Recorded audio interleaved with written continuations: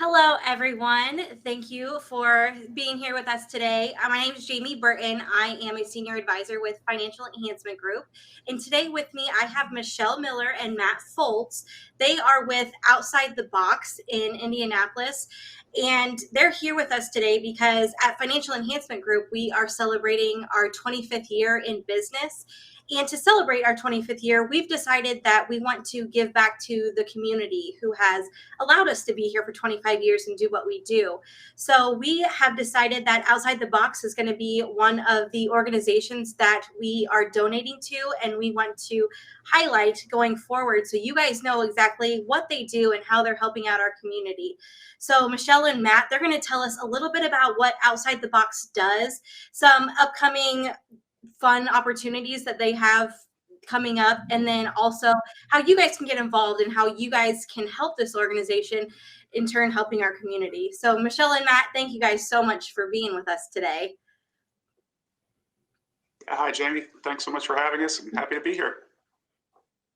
Do you want to tell us a little bit more of what Outside the Box does? Sure. So, Outside the Box is a program for adults with intellectual and developmental disabilities. We have all different ages, all different abilities. We have some people who come to us 1 day a week or 5 days a week. We are primarily a day program. So, we have a facility in Indianapolis where we serve on an average week about 300 to 325 individuals. And we have small peer matched groups that work on social skills, independent living skills.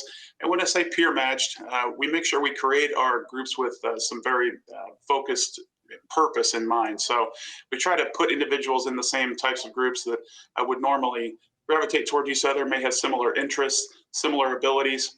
And we do have a very small ratios for our field. So we do what's called a 4-to-1 model. So we have four, we call them participants, but you can think of them as students, maybe in a school setting, but 4 participants to 1 staff member in our groups. So very small ratios, but we believe that's the great model that allows us to really provide good service and to help meet people where they are and help them get to where they want to be. Beyond our day program, we also have an employment services program. So for individuals with disabilities who may need a little bit of extra help finding employment and then learning the job and maintaining the job, we have job coaches who work one-on-one with those participants, and they really stay with them as long as is needed to help them maintain that employment. And then finally, we have an art studio as well that's very popular. So we have a lot of participants who come to us specifically for our art program, but we do incorporate that into our day program as well. So that's a little bit about our program that we run Monday through Friday. We're at 3940 East 56th Street in Indianapolis, but we do have people who come from all over central Indiana to use our services. Great. It sounds like you guys are really, reaching out to the community, changing lives, and giving people things to do and things to be involved with that they typically wouldn't have been able to unless there were people like you that was really outreaching and helping them find those opportunities. So that's really great. Do you guys have any up and coming fundraisers or activities coming up? We do, Jamie. We have 3 events a year, but 2 that I'd like to talk about. One is in July, at the end of July. It's called Megan's Ride. It's a ride and walk that we have, starts in Fishers. We have everyone from little kids on their little bikes doing a little, like 1 mile ride. And then we have our cyclists who love to bike going 40 to 60 miles. It's a great event. We have a lot of fun in the morning. It's just a great way to bring people together. Then in September, we're going to have Inside the Bottle, which has unfortunately had to been canceled for the last couple of years due to COVID. But this year we plan to bring it back better than ever. It's a great night. We're all together in one space. We have a silent and live auction, and then just a lot of people together, corporate and individual, supporting the organization that we're here to support every day, whether it be in the day program or financially. So we really love that event. We're looking forward to bringing it back in 2022. And then for 2023, another event that I'd love to highlight is called Chip In. It's one of our most fun events on the golf course. We changed it to June 2 years ago So we could get people from school settings that are off in the summer, or people who at the beginning of the year want to start, golfing with us and then finish the season out, going through the season. It's an enjoyable time. We have a couple of auction items and a dinner that evening that we all get together and just enjoy each other's company. That sounds like so much fun. Where can people go if they're wanting to find out more information about these different events you guys have going on? Yeah, they can check out our website at otbonline.org, or our Facebook page.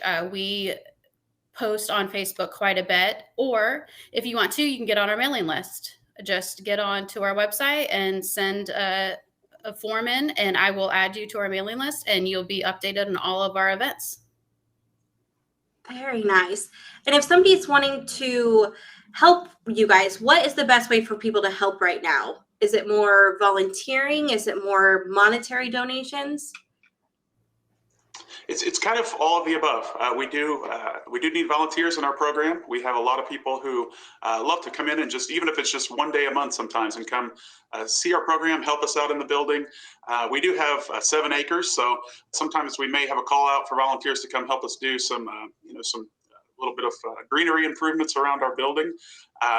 Financially, as a not-for-profit, we do survive on very slim margins. So certainly we wouldn't be here without the support of our donors and our financial stakeholders. So that's a big part of what we do. But if you just want to come out to these events that Michelle talked about and have fun and then enjoy your time on the golf course, it's a lot of fun to just do that too. And that does help give back to our organization.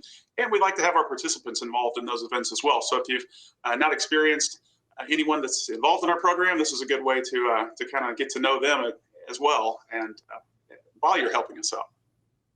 Thank you so much, Michelle and Matt, for joining us today. It's great having you on here and just being able to highlight what you guys are doing for our community. It's so great, and we love to see everything that you guys are doing. Yep. Thank you for letting us share our little story, Jamie, and thank you so much for your support, and to everyone at FEG.